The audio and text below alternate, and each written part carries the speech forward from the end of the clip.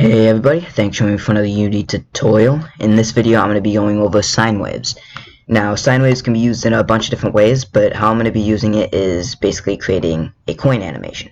So all I have in the scene is a plane and a coin, and this coin I'm going to be adding a script onto to make an animation.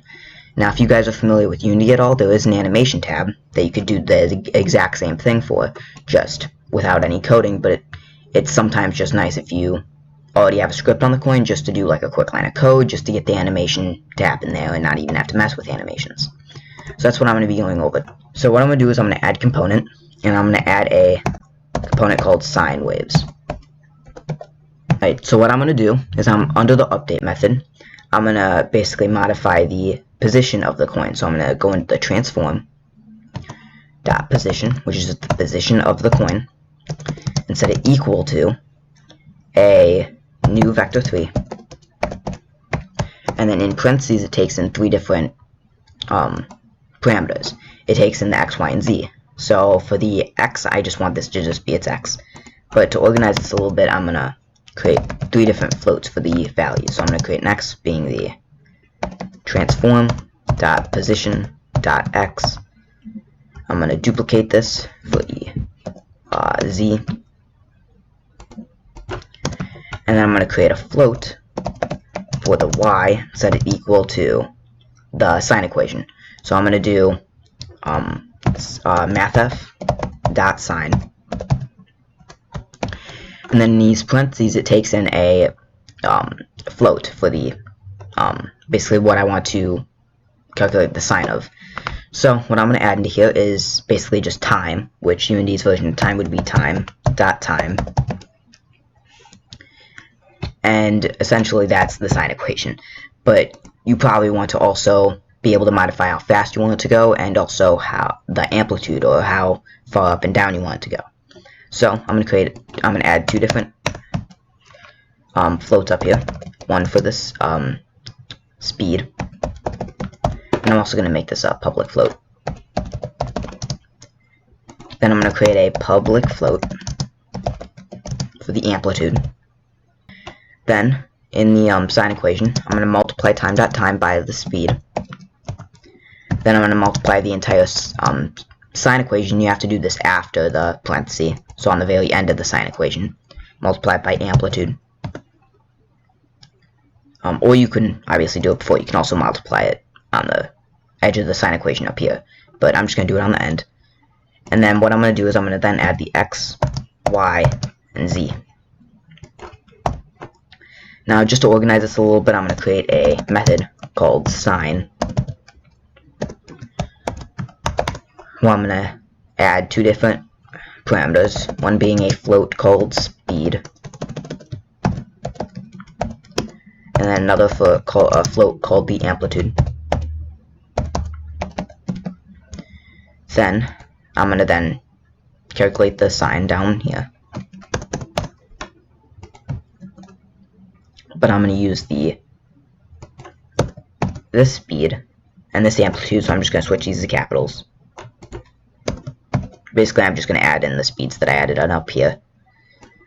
Then, I am going to, right here, add in the sine method, where it then takes in the speed, and it just takes in the amplitude, just to organize a little bit.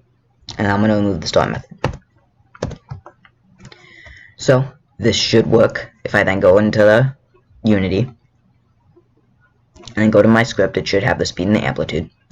If I then press play, I should be able to modify how fast I want it to go and also the amplitude. So if I set the amplitude to 1, it should move between 1 and -1. And if I then modify the speed, I can then modify how fast I want it to move between those values. So if I then modify this to something like 10, it's going to move pretty fast. But then 1, it's going to be moving pretty slow. So now I am going to go into the sine waves, and I'm going to modify this because there's one issue. If it always cuts to the to 0 along the y, it always goes to this value, and I want it to start at this value and then go between this value -1 and then +1. So then you can put it at whatever height you want it to, because if I click play, its y goes to 0, and then it goes between the negative and positive. So if I switch this to 1, it goes between -1 and +1 with, let's say, a speed of 4. So it goes to -1 and +1. But I want it to go to -1 to +1 from 1.5 and not 0.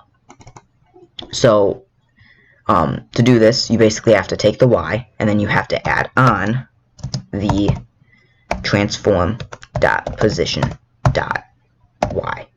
So basically the position of your coin along the y. There's just one issue, and that's because the position is always modifying, so then it's gonna make the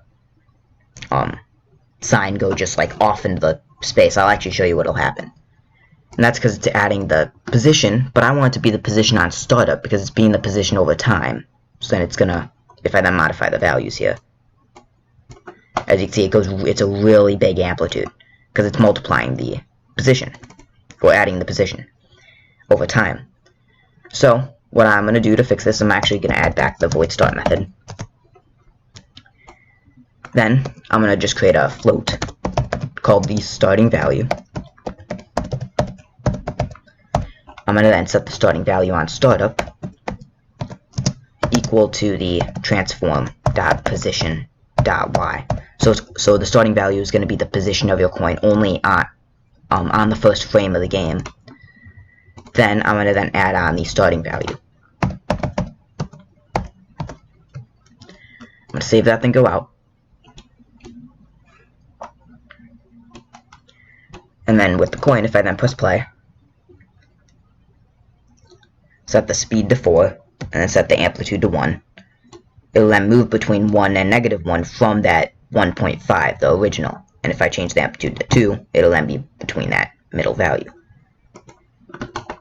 So if I want to then move the coin way up here, and then press play, it should move between the amplitude here.